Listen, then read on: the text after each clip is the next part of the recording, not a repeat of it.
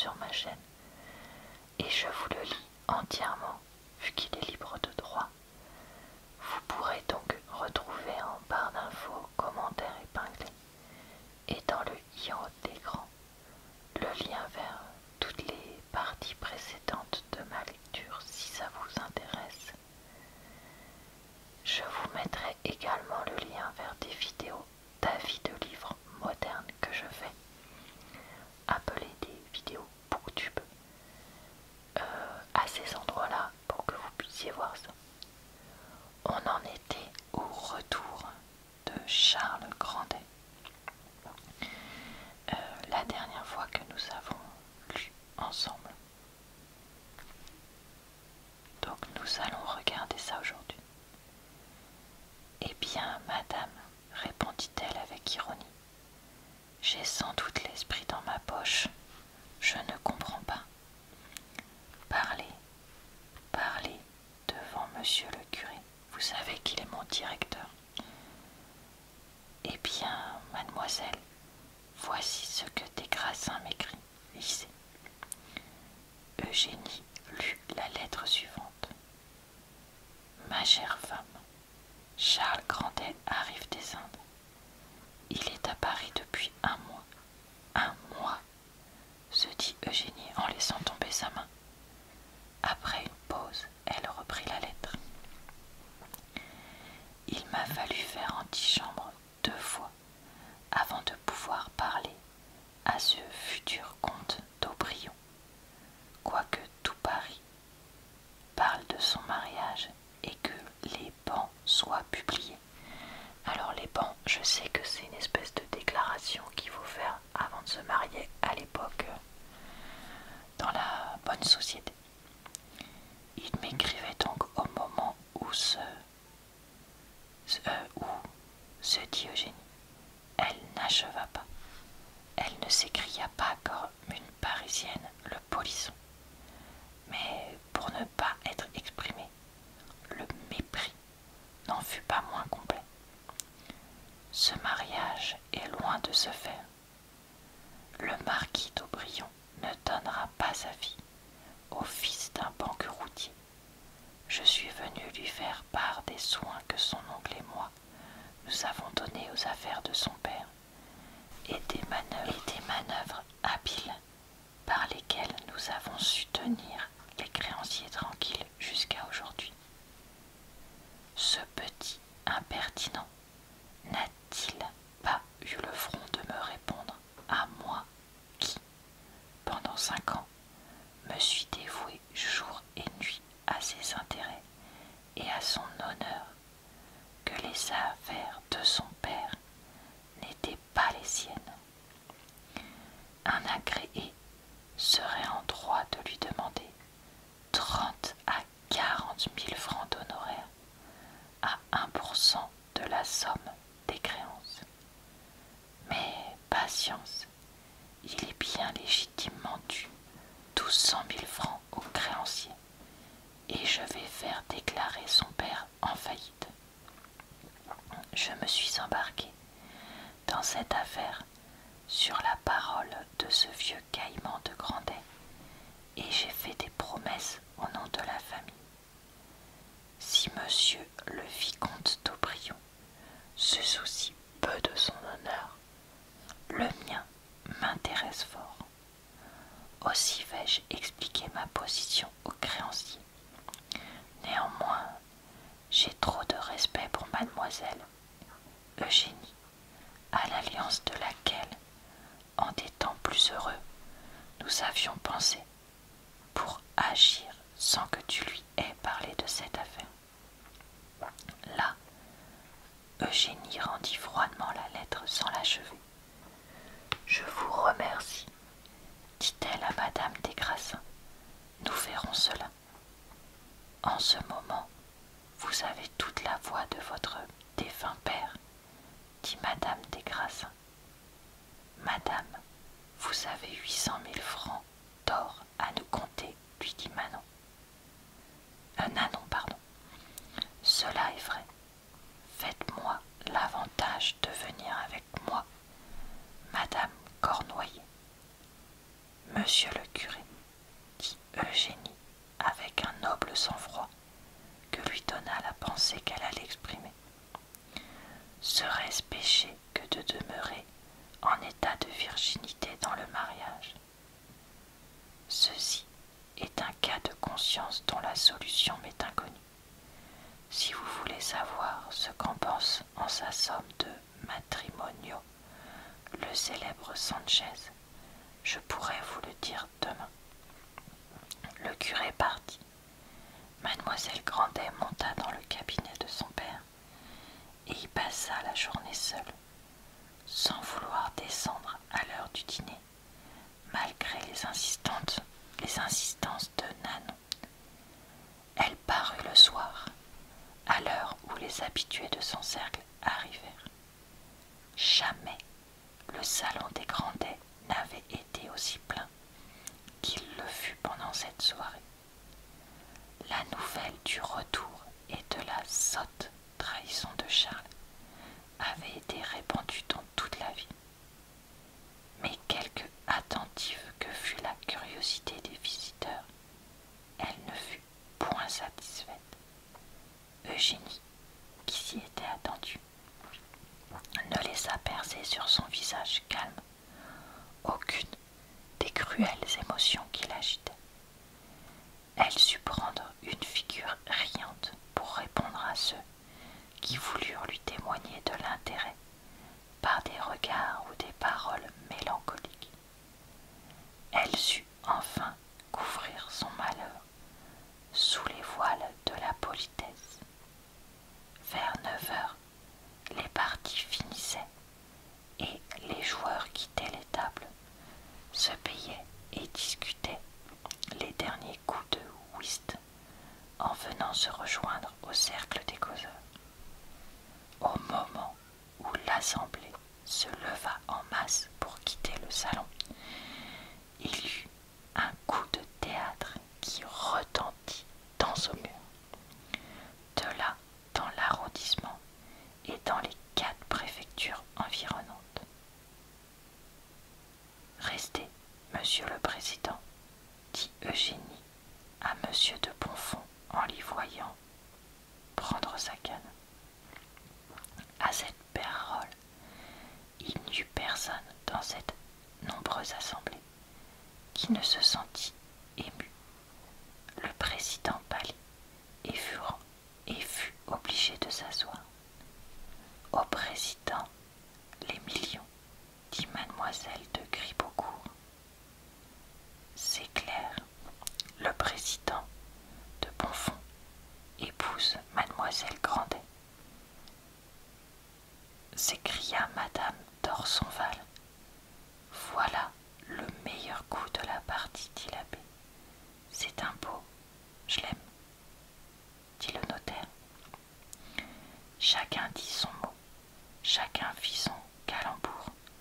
Tous voyaient l'héritière monter sur ses millions, comme sur un piédestal. Le drame commencé depuis 9 ans se dénouait. Dire en face de tout ce mur au président de rester, n'était-ce pas annoncer qu'elle voulait faire de lui son mari? Dans les petites villes, les convenances sont si sévèrement observées qu'une infraction de ce genre y constitue la plus solennelle des promesses. Monsieur le président, lui dit Eugénie d'une voix émue quand ils furent seuls, je sais ce qui vous plaît en moi. Jurez de me laisser libre pendant toute ma vie, de ne me rappeler aucun des droits du mariage, non que le mariage vous donne sur moi, et ma main est à vous. Oh, reprit-elle en le voyant se mettre à genoux, je n'ai pas tout dit.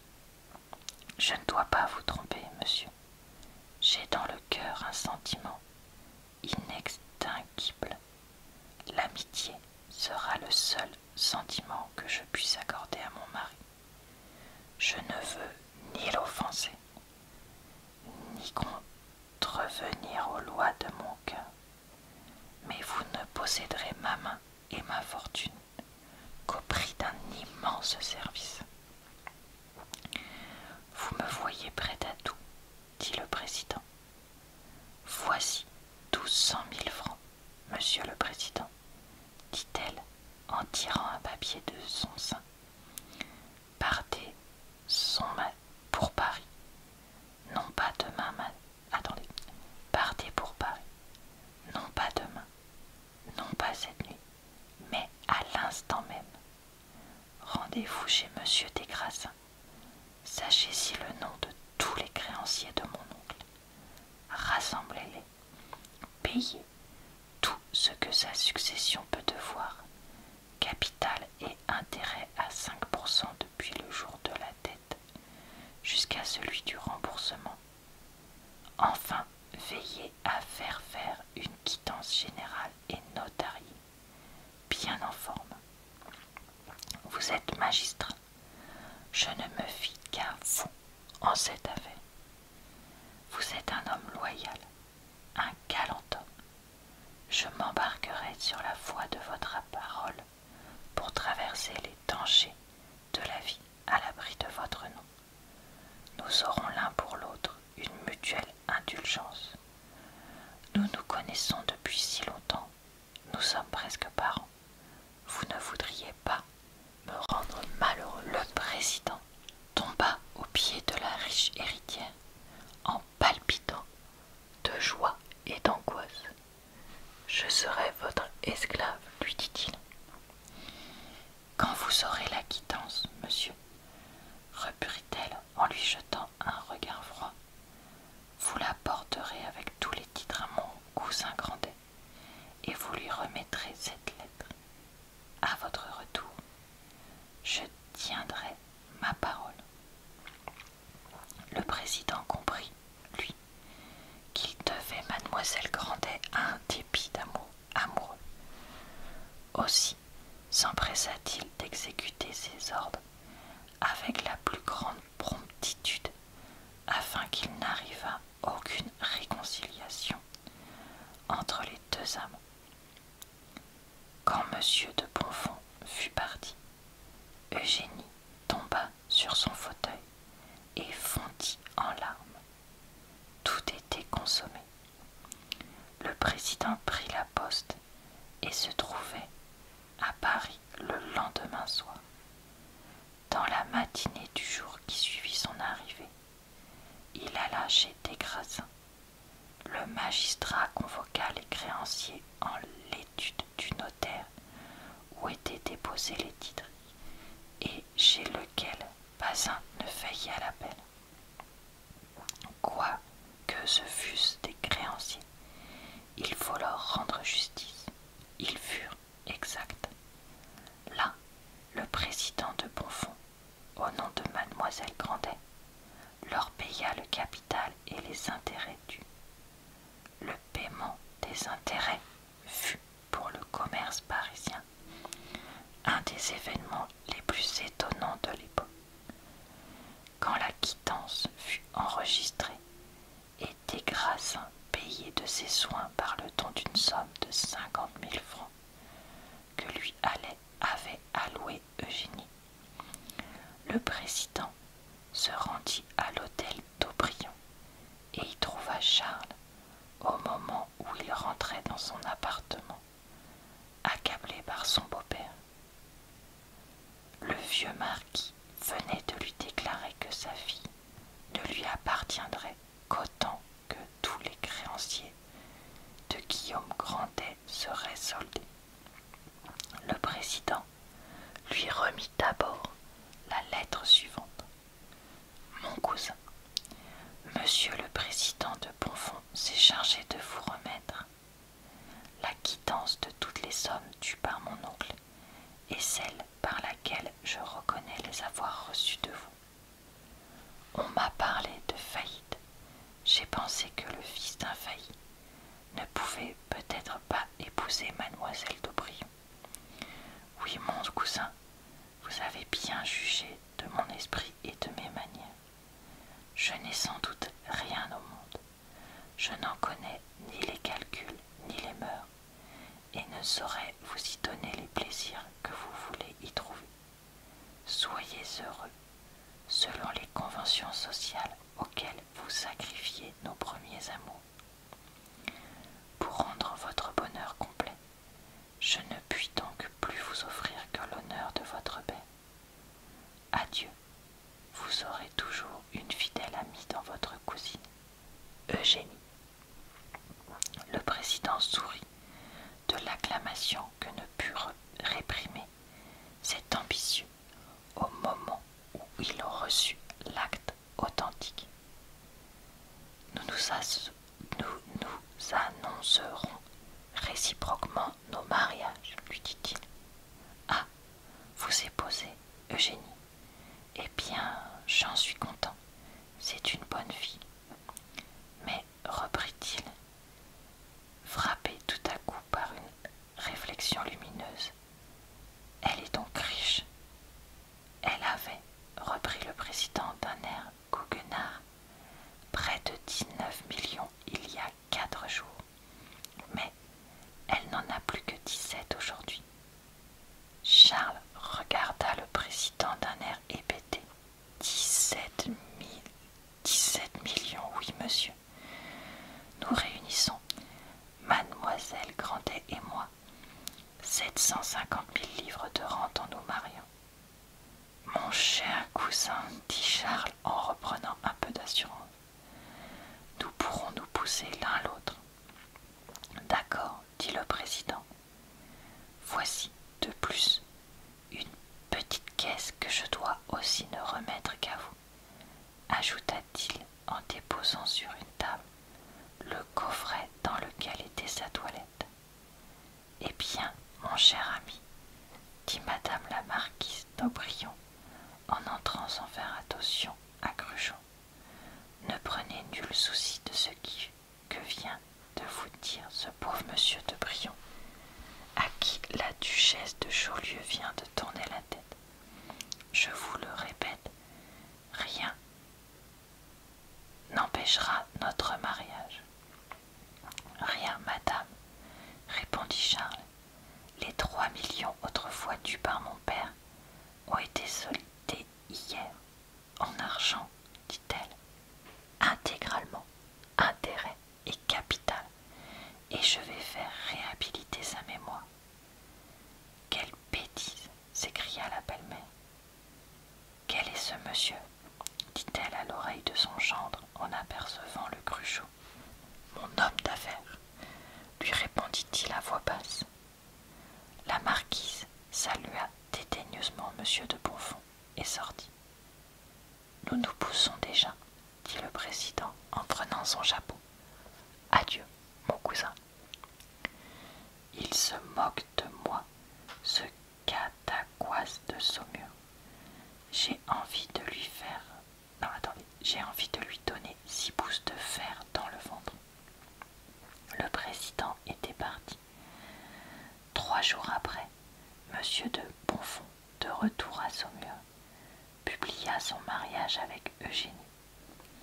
6 mois après, il était nommé conseiller à la cour royale d'Angers. Avant de quitter Saumur, Eugénie fit fondre l'or des joyaux si longtemps précieux à son cœur et les consacra, ainsi que les 8 000 francs de son cousin, à un ostensoir d'or, et en fit présent à la paroisse où elle avait tant prié de Dieu pour lui. Elle partagea son temps entre Angers et Saumur.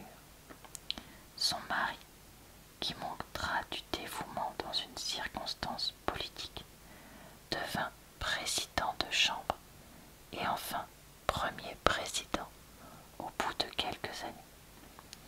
Il attendit impatiemment la réélection générale afin d'avoir un siège à la Chambre. Il convoitait déjà la pairie. Et alors le roi sera donc son cousin, disait Nanon, la grande Nanon, Madame Cornoiller, bourgeoise de Saumur, à qui sa maîtresse annonçait les grandeurs auxquelles elle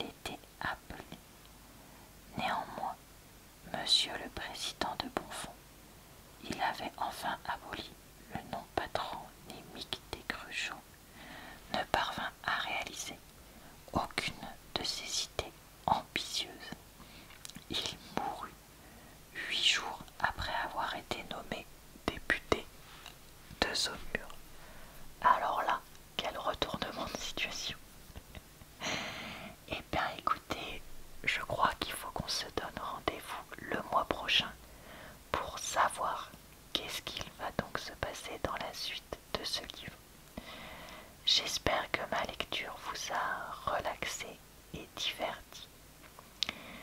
Je vous souhaite une bonne soirée, une bonne nuit ou une bonne journée.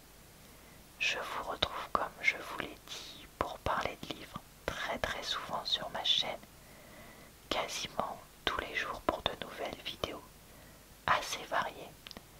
Je vous retrouve également le mercredi sur ma chaîne secondaire pour des vidéos sans chuchotement. Je vous dis donc à très bientôt dans une prochaine